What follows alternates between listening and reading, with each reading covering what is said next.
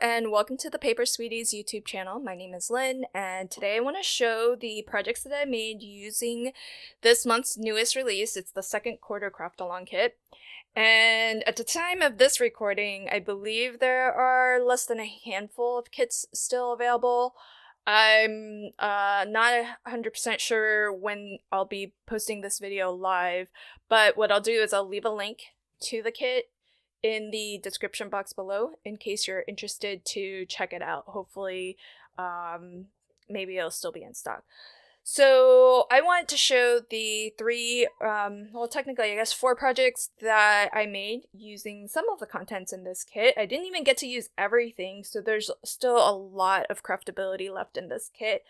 And if you are interested in seeing how I made any of these, I will pop cards or links in the upper right hand corner so that you can pop on over to my channel, which is LV Handcrafted, if you do want to see a tutorial for any of these.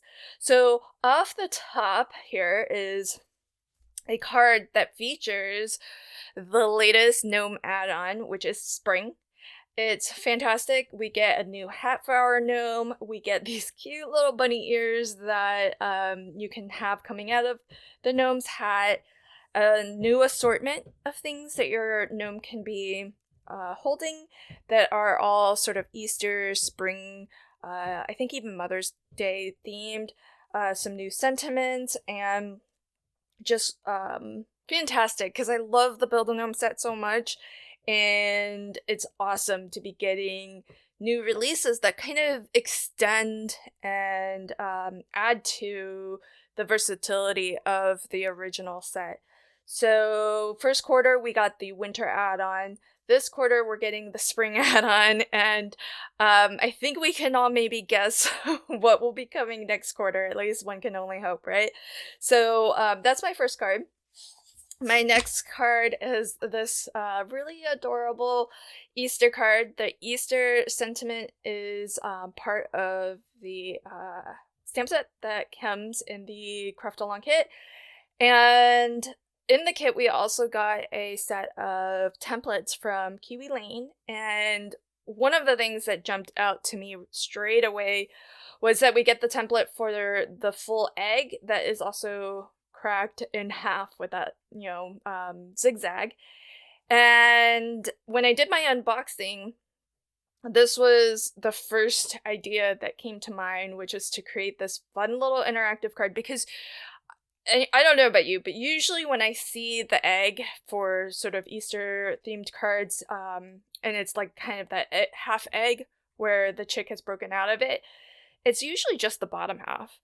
And I very rarely see the full egg.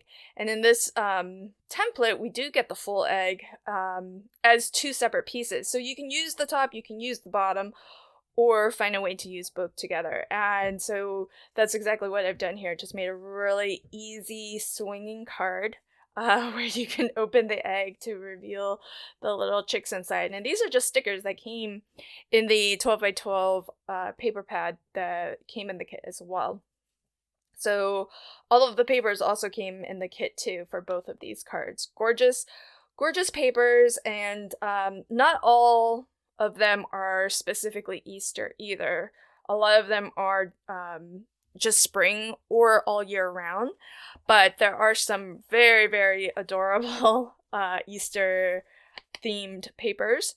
And so this set here I created as a gift set to give out during Easter, and these are really quick, easy gift ideas because ever since I got the cinch, I've been just thinking a lot about a lot of different gift ideas. And this came to mind when I saw this set because the papers are so pretty, and there are some that are, as I mentioned, general purpose. So I'm thinking of making more of these gift sets and just having them be kind of every day.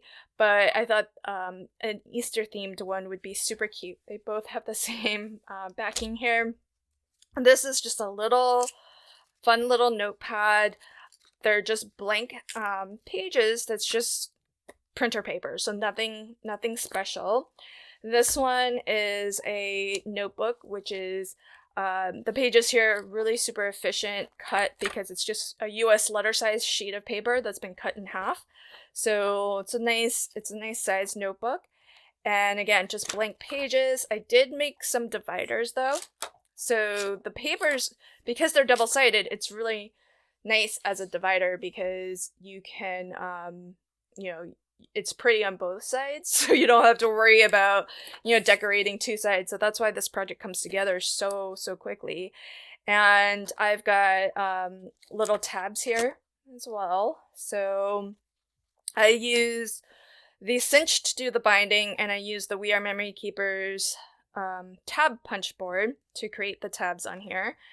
And one thing I wanted to show. So this, in the binding, I made a mistake on this one. I wasn't really paying attention to what I was doing, but I wanted to show the difference between how it looks when you, if you just stack your pages like this and then you cinch it together to close the loop and complete the binding.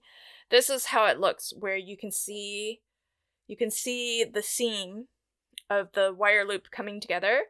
Now, this looks like a much better finish, right? Nice and professional, but you can't prevent something like that from happening where you can see that on the front cover. Whereas if you do your binding like this, there's no way you can see that because, and this is how I normally do my binding, I order the pages and everything in such a way that this seam here is actually hidden on the back cover. So this is my front, and the seam is between my back cover and the very last page.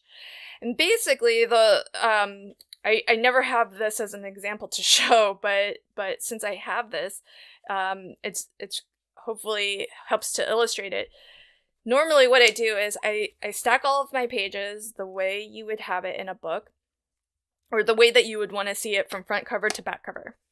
And then what I do is I flip the back cover around as if it was just being turned, in a normal book. And then I do the binding. And so you can see how that would look, because that's how I did this. I stacked all of my pages the way it would be ordered, front cover to back cover, and instead of taking the extra step to flip this around, I bound it because I wasn't really paying attention to what I was doing. And so that's the difference. That's why I do this extra step, is to hide that seam in the back. And that way you can't rotate this to the front and expose that seam. So I just wanted to point that out because I never have the two side by side like this. And since I made the mistake, I think it's well worth kind of showing the difference between the two. Functionally, they'll work the same. It's just, aesthetically, they look a little bit different. And I like the finish of this one much better, where that seam is hidden. Well, those are my projects for this month. And as I mentioned, if you are interested in seeing me create any of these, you can pop on over to my channel, which is LV Handcrafted. I'll leave a link to it at the end of this video as well. And of course, there are tutorials for each of these projects. One video showing both of these, and then a separate video for each of the two cards. Thanks again for joining me today, and until next time, happy crafting and have a fantastic day. Bye!